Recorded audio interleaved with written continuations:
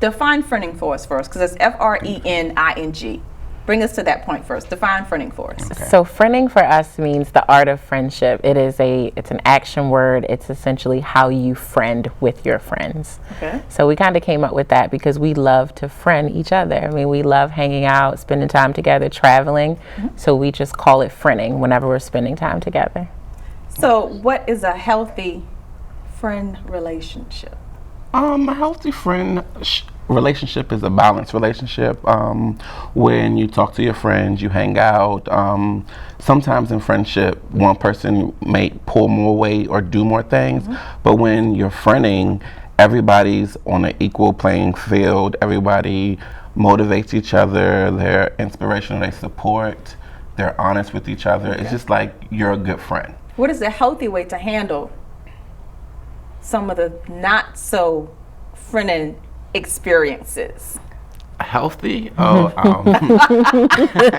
you say, okay, with anything I say, it's always your tone and the way you approach a situation, because if you go in there hostile, you might get hostile results. You should always, I say, lead in love, and if you lead in love, your conversation should hopefully work out. Okay. But if you don't leave in love, or if you don't come with love to a person, it's a battlefield. Yeah, and just to add to that, I mean, communication is key to any successful relationship, friendship included. Mm-hmm. And so opening up the lines of dialogue, especially when you're running into a difficult time, we find that a lot of the questions we get, although may be kind of messy, the root of it is always a breakdown in communication.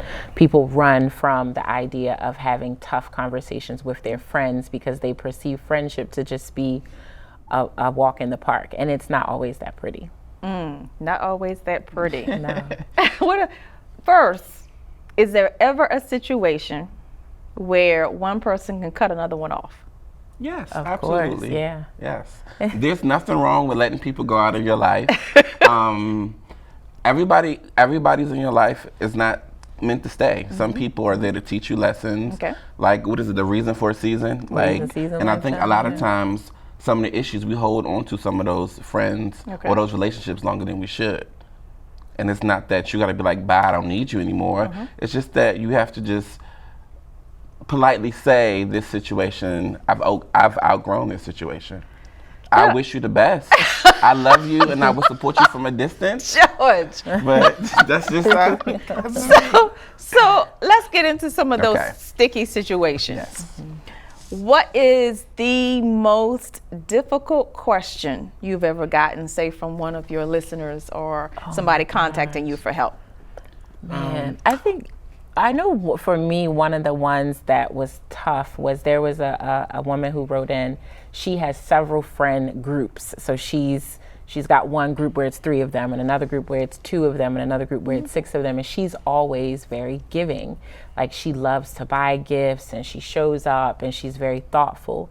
But in none of these groups does she get the same back. And it was so challenging to try to tell her, like, you know, it's great. And sometimes you give, really all times you should give to not receive. But when you're feeling that from, 7 to 8 different people all at one time, it can be overwhelming. So she started to really measure the value of her friendships based on the things that she was not receiving. And it was very hard to have to tell her that everyone doesn't love that way. Everyone doesn't friend that way. That's your way. You can't expect everyone to do what you do. So, several hundreds of dollars later, she's better managing it now. But it was hard to tell her that because she really wanted to receive gifts back.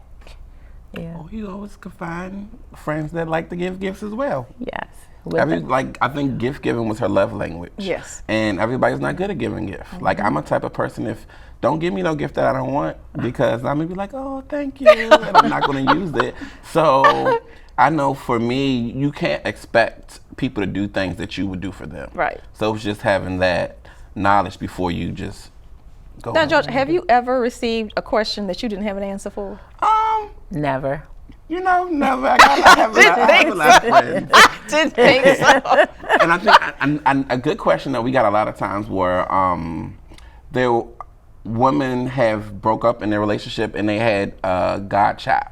And it was like, I'm sorry, I'm not explaining this correctly. Should I still let the godmother be a part of my child's life even though we're not friends anymore? Mm-hmm. Because now it's a child involved, and unfortunately the parents had a falling out, and our solution to that was it just depends on the relationship with the child. Like if the child is old enough and they're aware of who this person is, you still can let that person be a part of that child's life.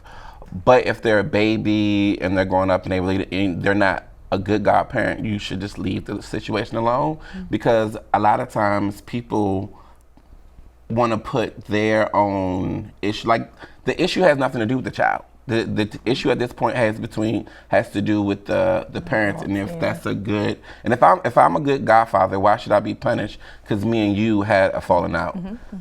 So we just tell them to, based on the relationship that they have, you could just be cordial. Yeah, definitely. Yeah.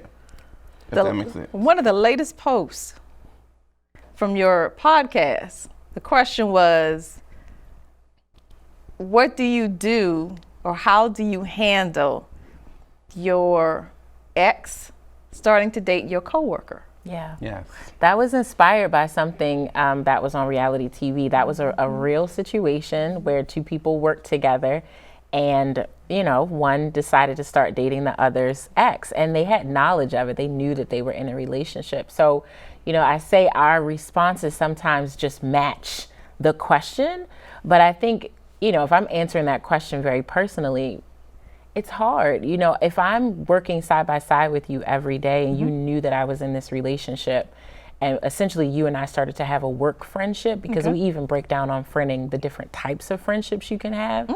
So sometimes you have your personal friendships, but then you also have your work friends, you have social friends, your church friends, whatever it is. But if we've developed some level of a friendship and you knew I was dating this person, it's going to create tension. It's going to become awkward. It may not blow up to be a fight or anything like that, but depending on the people, it could get there. And I'm not sure how we can be productive at work if now my ex is bringing you lunch and he used to bring me lunch. And so, it's weird. And so, it's a tough situation. We get a lot of really crazy questions, but it's just proof that friendship is not as cookie cutter as I think most people think it is. And a relationship is like a marriage. It's like a friendship is, it's like a marriage. Yeah. And I think one of the reasons why we have friending is because we saw people throwing friends away.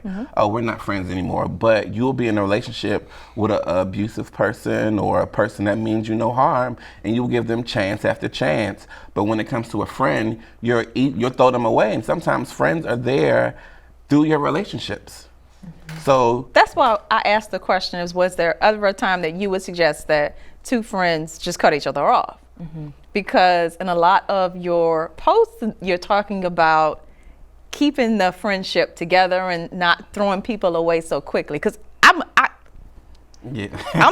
sister hands, yeah. And I don't say anything. We don't argue. I just block my phone. You're a ghoster. Yes. That's what you call it. You're a ghoster. Yeah. And I just block my phone number and keep it moving. I don't say nothing. Yeah. Right? No. Okay. And we get, just to be completely serious with you, one, I've been ghosted by a friend. I've also been ghosted by someone I was dating.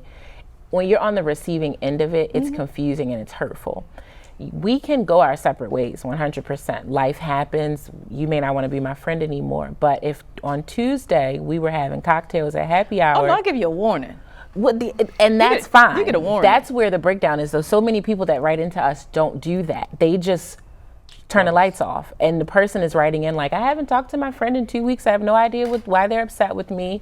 So that's what we talk about. If there is an opportunity to mend it, we suggest that you do open the lines of communication and try to work it out. Okay. But sometimes you reach that crossroad where you just can't.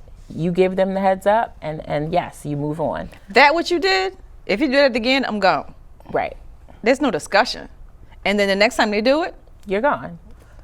But also you have to teach people how to...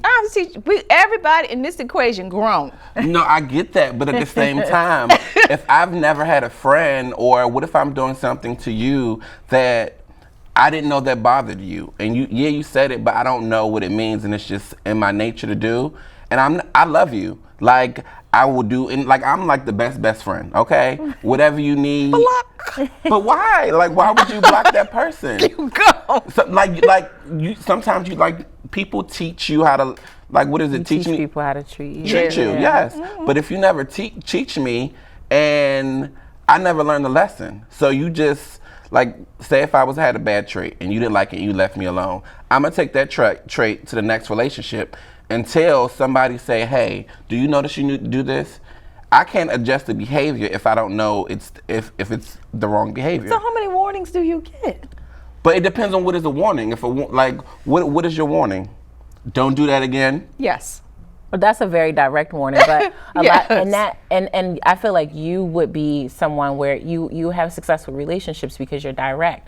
A lot of times we don't get that. We have people that say, just for example, we got someone wrote in that their friend called them fat, and it hurt their feelings and it was offensive. And we said, well, what did you do when they said that? And she's like, I mean, I just laughed it off. But you took it back and it bothered you. And at this point, you're asking us, should I cut this person off? Well, I'm not going to tell you yes, because you've never said to this person, hey, that wasn't funny, it wasn't hurtful. Well, she should know not to say that. Everyone does not have those social cues to understand what to do and what not to do.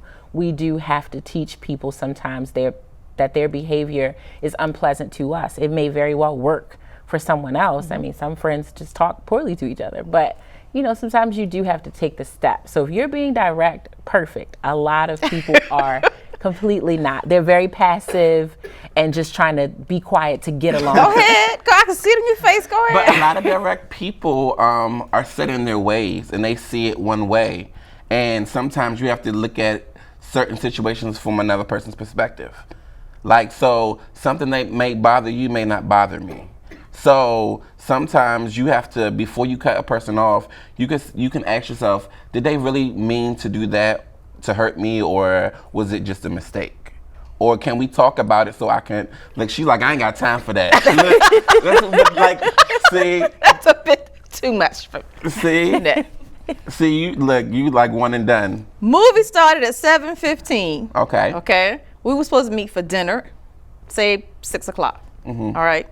6 o'clock you didn't show. 6:30 I got a phone call, said you were 5 minutes away. It's 7:30.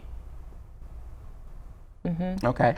Okay, so to your point, this has been your friend for 15 years. They supported you when you lost your job. They were there for you when your mom was sick. Is this situation that the movies and the dinner worth We're throwing not going away? to no more movies. Okay, well, maybe you're not going into any more movies, but are you cutting off this entire friendship? You're cutting off 15 years of One more time of me sitting in the movie theater waiting on you, and I'm done. Okay, well, listen. Here's another one. Come to my house to visit me, right? Okay. Okay. Let's go. I'm single. Never married, no kids. I still eat single. Okay? So I have this good girlfriend. Her niece makes these delicious banana puddings, and she puts them in a mason jar, right? Cookies. She doesn't put the bananas in them because she knows that's how I like them. Oh my, this banana pudding is great. Okay? The jar's in the refrigerator. You come to visit, I go into another room to get something. When I come back, you are eating my banana. You done went in my refrigerator? And you eat my food? We know this all too well, don't we, Georgie? That's me. Georgie loves I'm my that friend. refrigerator. Always in my refrigerator. No. Are you the only child? First of all, I didn't invite you into my kitchen. I invited you into my living room. There is where you should sit until I escort you into another part of the house. Okay, what type of friend? Is this the first time the friend being at your house? Or? No, because I know people 10, 15 years before they even know where I live. Okay. So you are a tough friend, You are- Anita. You are a hardcore friend. So again, that is to that point. Okay. You have low tolerance. Based on the things that you've explained, you have low tolerance. Okay. So you have to teach people that. In our relationship, for example, you brought up the refrigerator. George visits me all the time. He helps himself to my refrigerator. It doesn't bother me. What? It bothers you. It bothers you. It doesn't bother me. The only in that thing that bothers refrigerator? me is if he doesn't wash his hands, but he can eat anything that's in there. He can have whatever he Because wants. like we're family. Like if I've known somebody for 15 years, this is your house in a sense, because it's like I'm not going to ask you if you want something to drink. You get that once or twice. When you're like, You keep coming back. you keep coming back. You know where the cups are. You like, Get what you No, want. I'm still company. I'll see. You are to a degree, but to this point, you would have to teach him. So he would be going into a friendship with you, being used to eating out my kitchen, my refrigerator, with no issue. We'll be friends for a week and you would kick me out. Definitely. So you would have to teach him. He You would would have do to it. teach me. Like I'm a good friend, but I don't know that you're that particular about about your space. Yeah. So that's what I mean when you have to teach people. It's not that the person is bad or they rude. That's just like That's what they're used to. That's what they're used to. Yeah. Like I'm late a lot of times, which is not a good thing. Like I was on time today. I'm on time for important stuff, but like certain Oh, stuff so the I'm stuff late. that you're late to is unimportant? Sometimes, but I mean, See? I'm Mental just bad note. with time management. But my friends know that, so they would be like, okay, they'll tell me when I really need to be on time because I hate to wait. So when I'm on time and I wait for others, that irritates me. So in my mind, if I'm 5 minutes late, I'll be on time because everybody will be just getting there, which some people don't like. I had a friend. I would be like, I was the friend to be like, oh, I'm 5 minutes away, knowing I'm 10 minutes away. And that friend said, this is why we don't hang out like we used to, because you're late and I don't like to wait. But I didn't know that. But once they addressed it, I fixed the behavior. But he could have cut me off and we could have not been friends, but he knew that I still was a good friend, so he gave me the option and told me, this is how I feel, so let me correct it. And I said, I apologize. You're right, I could have just said, I'm running late, I'm 5 minutes away. He was like, just give me communication of where you are so I don't have to wait. True and honest communication. Yes. True and honest communication. Not, I'm 5 minutes away and you have not even left your house yet. Yes. True and honest communication. But We he agree. called me out on it. So now when I talk to people, I don't lie and say 5 minutes away because Okay. You but learned. I learned. But if no one have ever told me and just cut me off, I'd just be sitting here with no friends, late to everywhere. So, Frening, Yes. have you all ever reconciled a friendship? Oh, yeah. Oh, my gosh. So we are a collective. So it's me and Ron, but we also have like 9 other friends, and we used to call ourselves the group, and we traveled together. And We all met in college. Yes. And so that is that collective he speaks Yeah. of. Which Yeah. college? Morgan State. Yeah, in Baltimore. we modeled together, and then we developed the relationships. Okay. It was like 2 over here, 3, and then we all just became one big collective. All right. So we have issues all the time. So what Rhonda did was, like, we were all at different odds. Some people were cool, some people weren't. So we had what we call a friend-intervention.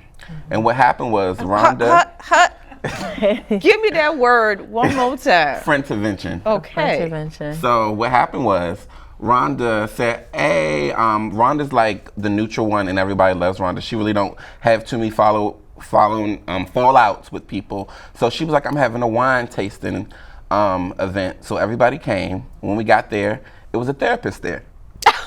No, you didn't. Yes, I did. She No, took it you away. didn't. Yes. I was. I mean, it was tough for me because we were, like George said, we had some challenges over the years, but it was such a bad place at that time. Like, people weren't getting invited to people's birthdays. It's just, everyone was so broken. Yeah, because I'd be cool with Rhonda, be like, hey, how you doing? Okay, and then she invites me over, and I said, okay, wait a minute, is George gonna be there? Exactly. It was Because if George gonna be over there, I'm not coming. Yeah, that's exactly what it was nonstop. And because like George said, you know, I was kind of the nucleus. I was cool with everyone. I was getting all the phone calls. I was getting all the text messages.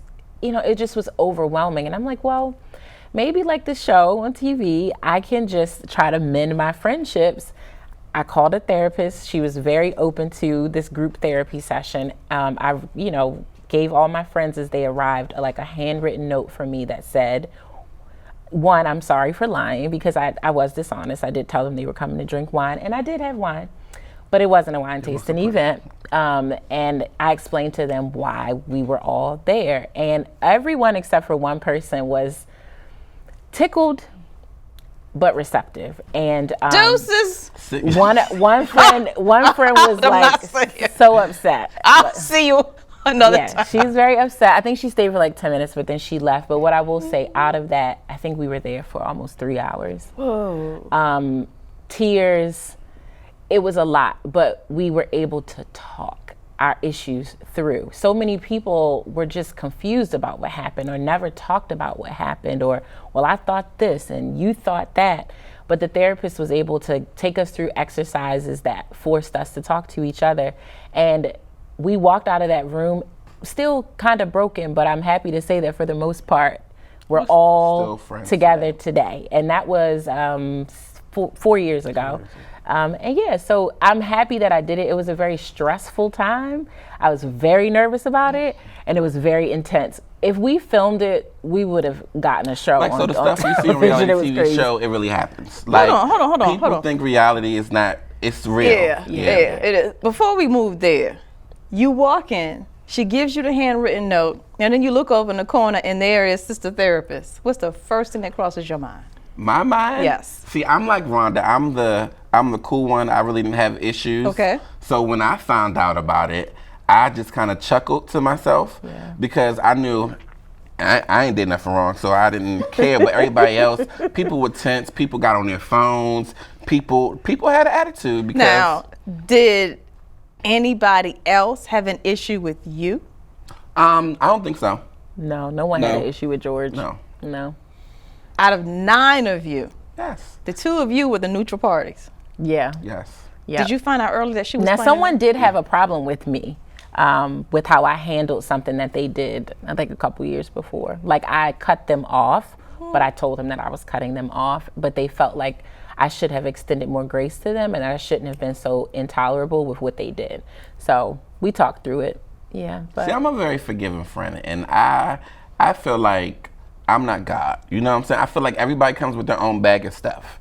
Like, and you come with years of how you were treated in high school, bad relationships or whatever. So you form these things to protect you and your space, which is fine. But sometimes that's not good for you in your social life. I feel like a person with no friends is a lonely person. There's so much to do in this world, and not to have like a good girlfriend or a guy friend to experience with, it's just sad. It's so many people for you not to have somebody to call when you're going through something or to support you. Like, it's a lonely place. I think we just posted a quote from Toni Morrison. Yeah, and she said, the loneliest woman is a woman who doesn't have another female friend. Yeah. Paraphrase, it's not verbatim. But that's why we created Frening, because we, like, some people, like, I ain't got times. I don't, like, a lot of females be like, I don't have girlfriends. I don't like to hang around girls because they're too messy and they too drama. No, you don't like to hang around girls because of what's happened to you in your past. You just were around the wrong girl, so that's not fair for you to miss out on a good girlfriend or a wonderful person like Rhonda because of what happened to you in your past. Yeah. So. And they say? And I mean, some people are receptive. Some people are like, okay, cool, because people look at our friendships on Instagram and be like, oh, I wish I had friends to do that. Or how do you guys do that? It's not easy. But it's worth it. It's not easy, but it's worth it. It's a relationship. If you work hard for, like we said, it's like a marriage. If you work hard for a marriage, granted, in a friendship, you don't take vows before God. It's not that formal. But you agree to a relationship with this person, and to think that they're always going to get it right, that they're always going to just do everything you want them to do, it's unreasonable. And so, like I said, it's not always easy, but it's very much worth it. I could not imagine my life without my friends. Like, I've never moved through my life in any step without a friend or several friends, whether it was when my mom had cancer, when I graduated from high school.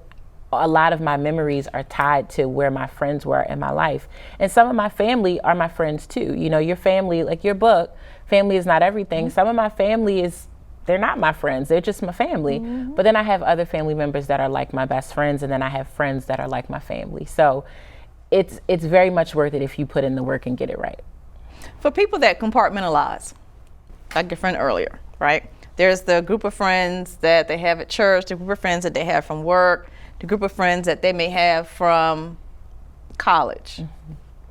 But through life, they've grown, matured, and let's say their income has also grown, right? So the friends that they had in high school cannot necessarily intermingle with the friends that they have now. Yeah.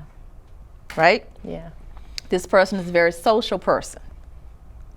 how would you suggest they handle their difficult situations, like having parties and, they still live in the same area where they went to college and where they went to high school? Yeah, So I think everybody's there. everybody's there. I think, and this is something that I've personally experienced, I think it's sometimes nothing wrong with compartmentalizing. You do want to be sensitive to what downfalls your friend may have. So if you, can afford to get a yacht for 3 weeks in Italy, but you have a friend that is, just working check to check and they can't do that. You just have to figure out how to, perhaps they can't come on that trip. You invite them and allow them to tell you no, but you don't make them feel bad about not being where you are. It's not that clean. It's not that clean. You But invite them and they come and they're loud and they're inappropriate. you got to have the conversation. You have to say like, hey, and you got to make sure you're saying that from your space. Okay. That you're not saying that because they're an embarrassment to you because you're trying to appear a certain way to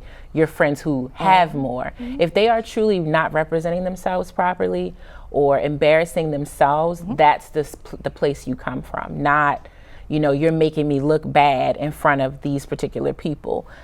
If they, are just being a danger to themselves, then yes, you have to, that's friendship. It's true and honest communication, like you said, and it's not always pretty. Yeah, and if you correct, like if they're loud with on the yacht, they're loud when you're with them. So if that bothers you, why not correct it when you're in your own intimate space? So maybe you can bring them with the your upper class friends. It's all about teaching people how to be in a room sometimes. Some people will not get it and some people cannot go with you. But some people can adjust. Like Rhonda is like, we're each other's friend, whatever.